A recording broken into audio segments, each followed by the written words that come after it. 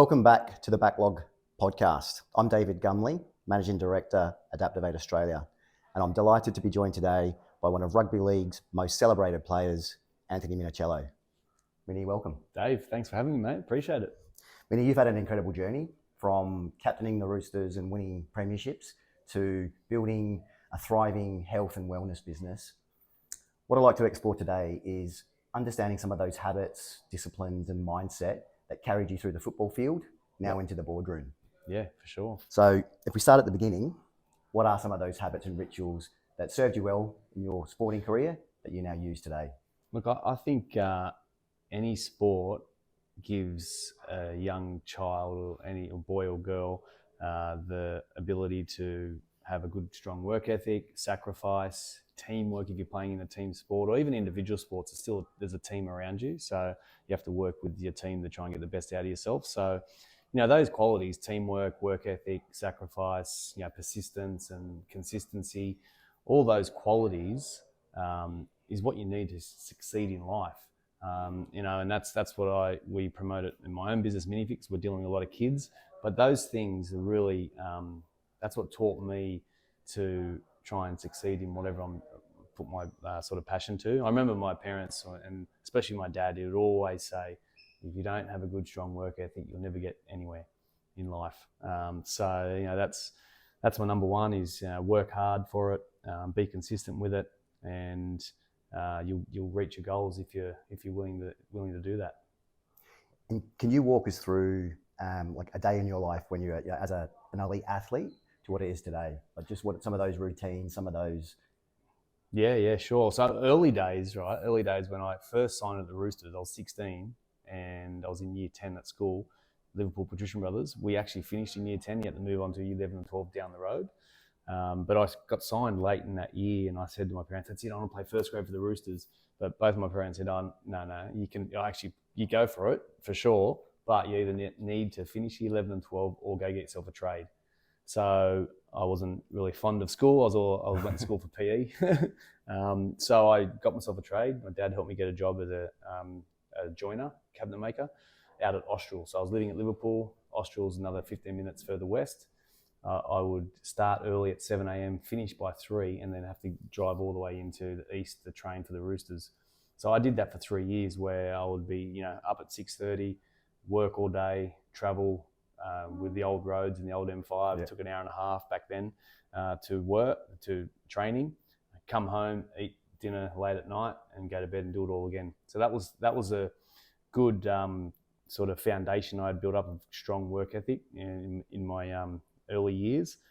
And then, coming through into first grade and developing consistent habits, obviously doing the training that's required of you by the coaches, but then doing your extras. If you want to be the best or be in first grade, then you can't just do what's required and that's it and go home. You need to do your extras.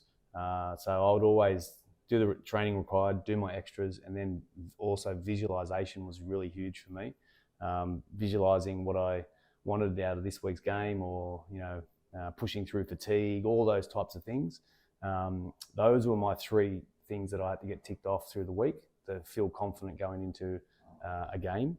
And then towards the end of my career and through the middle part of my career, I got injured quite a bit. So I really learnt and educated myself on the power of nutrition and recovery and sleep and hydration. So those things were a must. I was, anywhere between 80 to 20, 90 to 10%. 90% of my week would revolve around good nutrition, recovery, sleep, then do those 3 things: the training, the extras, and the visualization piece. And that's what would get me ready for a game. And now being retired, my routine, I've got a morning routine that I do every single morning, and that's, start the day with 300 to 400 mils of water with a pinch of salt or some electrolytes for hydration. I've got a red light, infrared light panel, and cold shower. So that's how I start the day. That's my morning routine, and that gets me ready to take on the day and what I need to do. So that's every morning. And then I still, focus on training through the week, nutrition, and then trying to get 8 hours sleep each night is important to me. And yeah, the body's feeling good from it. when you do things consistently, it's you get the benefits. You mentioned injuries during your career, and as an athlete, you would have bounced back from a number of setbacks, I guess, whether it be injury or poor performance or what have you. How did you approach that? Yeah, so the first 6 years of my career, I made my first grade debut at 19, and I didn't get really injured until I was 26 or 25. No, 26. Yeah, 26. So those first five or so years, I sort of was I was brought up on a farm, so Italian heritage. So we used to cook our own food, have our own veggie patches and cows and chickens and eggs. So that's how my mum used to cook all the natural produce up. So I had a really good foundation of health. And as you move out of home at 18 and you move into the city and start to try and play first grade, that foundation gets lost. You're eating out. There's a bit of a drinking culture. It was a huge drinking culture back in the day. That would happen each weekend, and slowly my body started to deteriorate. So in 2006, I got a back injury. 2007, another back injury. 2008, a neck injury. 2009, a leg injury. So I really had limited amount of games through that 4-year period, where I sort of had to evolve and learn about being a full-time professional, not just being a professional in the four walls of the Roosters, but being outside when you go home. What are you doing with nutrition, your hydration, your sleep, your recovery, all that type of stuff. So I really honed in on that and took a deep dive into it.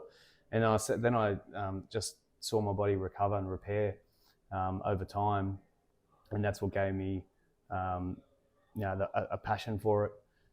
So it was a great learning curve, I think, through the middle part of my 20s, and how I could adapt and become a much more professional sort of person and player from that. And improve the longevity of your career. Yeah, definitely. When I come back in 2010, I was 30. So your class is old in professional sport at that age. I played 5 years again with no injury to finish my career on my own terms. So that was really pleasing. Those,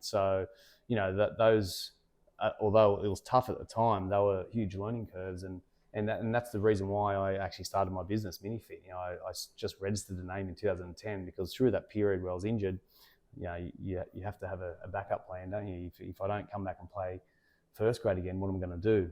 I didn't want to go back to being a joiner. So I always loved working with kids and kids fitness, and that's how MiniFit sort of began. It was through the injury period and coming up with ideas. What role did your support network play when you were coming back from those setbacks and injuries? Yeah, it was huge. Terry, my wife, I'd met in 2006, and she helped me through that 4-year period, massively. I remember before I changed everything with the nutrition and the lifestyle, I just had crap food in the cupboards, and medicine cabinet was huge, and she would look at it and go, "Aren't you supposed to be a professional athlete? What's going on here?" And then when I kept getting injured, she kept asking, "But you got to find out the reasons why. Why is your body doing this and someone else's isn't?" So that sort of why kept ringing in my head through that period, especially 2008, where I was trying to find answers and learn anything I could to repair my body. She was a massive help to me. Obviously, my parents have been there from day dot, and they've seen how hard I work to get back as well. So having that support network is important, because you can't do things by yourself, especially in anything in life, really. Even in any good corporation or business, it's a team of people. Any good sporting outfit, it's a team of people that will get you to where you want to go. So moving from your playing days to retirement and into setting up your businesses, etc. What was the biggest challenge at the start of your retirement? Well, it's always a challenge playing professional sport for 19 years. Leaving year 10 and that was my goal straight away, right? So I was 16, and then you retire at 34, and it's like, what do you do next, right? And the blessing was those injuries, because I actually registered the name MiniFit, and then in 2012 I got some help with writing some school programs and trying to take MiniFit into the school system, because I started noticing that some schools were outsourcing their physical activity. And we had a couple of schools on board and offered it for free for a few schools. And that's when I was still playing. And then I retired at 2014 and moved into running holiday clinics for kids with RSLs, bowling clubs, leagues clubs. But I also, when I retired, I had a full-time position at the Roosters. So my transition was smooth, but I still found it was a 4-year transition from me, working at the club, coming into the same precinct every day, have that slow decline of you're not an athlete anymore and you're trying to build a business. And even saying to people, oh, yeah, I've got a business called MiniFit, it's like felt weird to me saying that after I retired because I was an athlete. And it wasn't until like 4 years, 4 years after I retired, you start to feel comfortable saying I've got my own business, I'm running my own business, I'm building it and all that type of stuff. Because you got to think, everything's given to you as a professional athlete. Your schedule's there. That's your week. That's your next week. You're flying here. You're playing there. Everything's laid out for you. And when that finishes, that's all gone. You got to run your own diary. You got to run your own emails. You got to do everything, right? So that's a massive transition.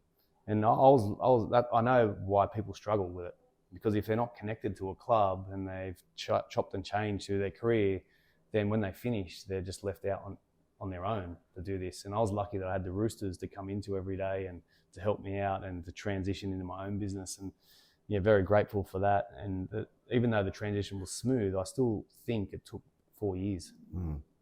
On that, how does the club today support players in preparation for retirement? You mentioned about the scheduling and planning your day, etc. Which sounds basic, but players, they've been used to, as you say, sort of looked after essentially for best part of 20 years. Yeah.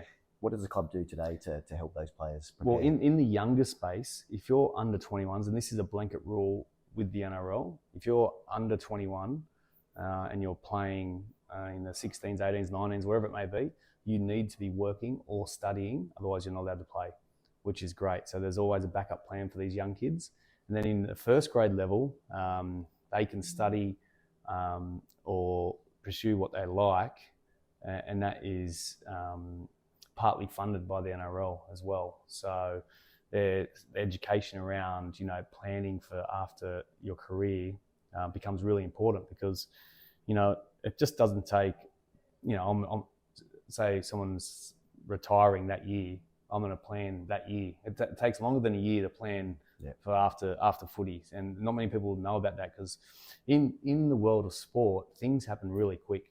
From week to week, you can change your game plan in a week, you practice it and you deliver it out in the weekend. But in business, that doesn't happen. It's a slow burn. Things take time to build relationships and connections and stuff like that. Whereas in the sporting world, everything's happening really fast and quick. So you can get swept up in that and think, oh, that's just going to happen when I retire. Everything's going to happen really quickly, but that's not the case. So planning is the key there for after your career. Talking about MiniFit and your business operations, how do you apply some of those lessons learned from the sporting world into running MiniFit? So we started this year.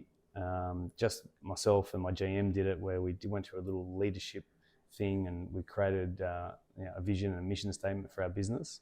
And by the end of the year, we're going to do it with the rest of the team, with the other 3 PE teachers that are on board, just to go through what our vision is as a business, so that everyone's on the same page. And I think that's really important. And I learned that from Trent Robinson, our current coach, in 2013, when we changed everything. We created these trademarks and the standards that we wanted to live by each day, and we come up with these certain words that we wanted to attach our attack and defence to, and all that type of stuff. So I'm definitely keen to start implementing that in my own business. Obviously the what we mentioned before, good strong work ethic and consistent behaviours will really come through, and having a goal for the business and a vision is important as well, not just sort of working day to day and no one really knows the vision of it. So I think that's important. Is there a business leader or a business that inspires you or gives you inspiration?